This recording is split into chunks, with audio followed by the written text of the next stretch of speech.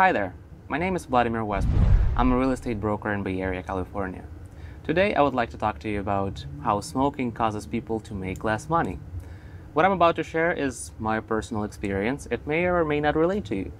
It may relate to you if you're in service industry, like I am in real estate, when your pay is based on commission and communication with clients. I've been smoking since around 18 years old, and I've been doing this for more years than I would like to admit. And frankly, I think that's one of the things that I regret the most about doing with my life. And I think it affected my business in 3 major ways that I'm going to share with you. And if you're a smoker looking to quit, looking for a reason to quit, well, hopefully this video is going to help you. And stick around till the end, and I'm going to share exactly what I did to stop smoking. So first of all, let's talk about in-person communication with clients. Since real estate is a service-oriented business, I have to meet with potential sellers or buyers. And, sometimes I felt a little disconnected, and it took me some time to understand that perhaps because I smoked a cigarette and I smelled bad. And the thing about this is that when you're a non-smoker, you can really feel how bad it smells when somebody's smoking. But when you are a smoker, the thing is, you don't really smell it. You don't smell it off your clothes. You don't smell it. You don't smell your breath. So that caused me to realize that it's not really a good thing to communicate with people, because it pushes them off, right? And the thing about people is that they are typically polite, and they will not call you on this, right? They will just avoid meeting you in the future, right? And that's one of the ways that you can lose business. Or, sometimes maybe hosting an open house and it's slow and you've been there for a couple hours and you feel like I'm just gonna go outside and smoke a cigarette. And as soon as you do, you have a family that pulled up with kids and you're standing there smoking a cigarette, well, guess what? It's gonna be that much harder now to convert those people if they don't like smokers. Second thing that I believe affected my business in a major way is sharing a car ride with my clients.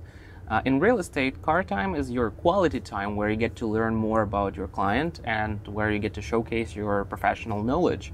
And as part of my service, I offer to take my clients to home tours so that they have a convenience of just observing the properties and not thinking about the travel.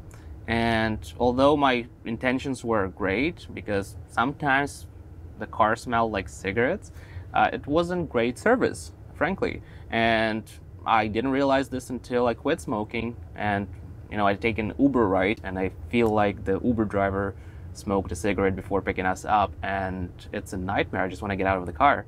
And the worst thing is that when they mask it with perfume or something, and I hate to admit that I did that as well, it just makes things worse. That's what it does. And right now I'm filming this video in the car, and I'm proud to say that since I have bought it brand new, no one has ever smoked in this car. And it gives me confidence when I'm picking up the clients now, and especially when they have kids and we have to put a car seat and take them around.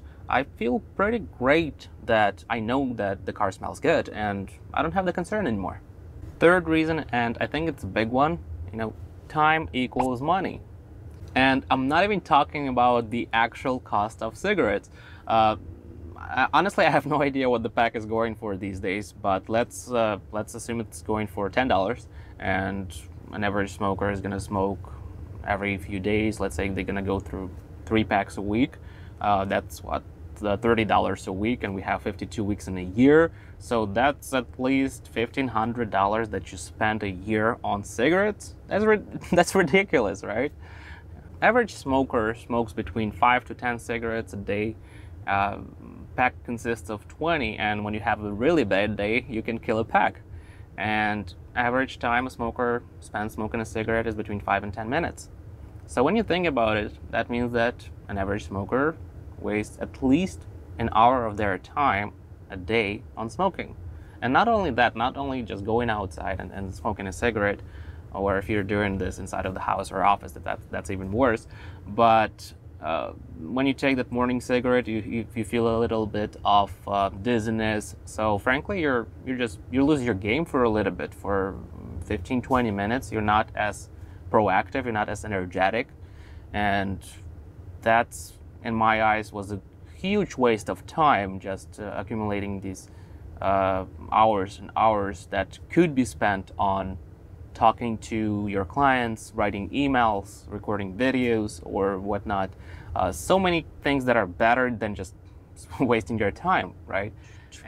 And, so that being said, one day I just sit around and I come to the conclusion that this can no longer be a thing, because just wasting a lot of time, a lot of money on something that doesn't generate any return on investment. There are no health benefits. It just doesn't make sense, right? But the problem is you're hooked. Smoking does create these triggers, right? If you have some negative thing at work, you want to go and smoke. If you have something happen to your friend or whatnot, you want to go and smoke. And it just becomes this endless loop of one day I'll quit, one day I'll stop, right now is not the time. And you just keep postponing it and thinking that as soon as I'm gonna get rid of stress, I'm gonna quit smoking. Well, life is stressful, so the stress never runs out, and therefore you never quit smoking. And I started looking for ways that can help, and I looked into nicotine patch, the nicotine chewing gum, which is disgusting, by the way. And I tried those things like for a week or two, didn't really work for me. And then I stumbled upon this famous book by Carr, Easy Way to Stop Smoking. And it seemed ridiculous at the moment. It's like, how do I just read the book and quit smoking? Well, the truth is, it's not really about the book. It's just about the mindset that you get while reading the book. And the best thing is that it's not forcing you to quit cold turkey and just stop smoking, because I tried that, didn't work. Less about a day, you can throw a pack away, but you end up buying another one an hour. So cold turkey doesn't work, patches don't work, chewing gum doesn't work, but changing the mindset, that's what works. And when you put the things in perspective, and when you start calculating how much money you're potentially losing, that helps. So I didn't read the actual physical book. I was reading the audiobook while driving in my car. And I'm also going to include the link to the audiobook down below in the description, so in case you would like to download it, you can do that.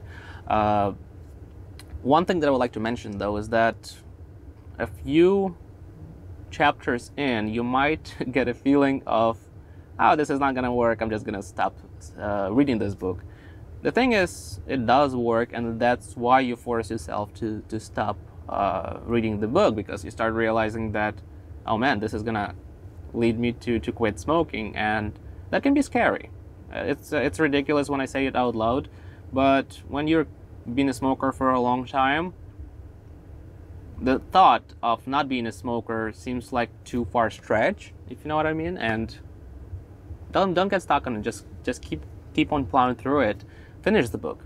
And the thing that worked personally for me is picking the magic date. So I remember that I was smoking my last cigarette and reading the last chapter of the book on September 9th of 2018. And I thought, man, this is a really good day to stop smoking, because 9 + 9 = 18. It's a magic date.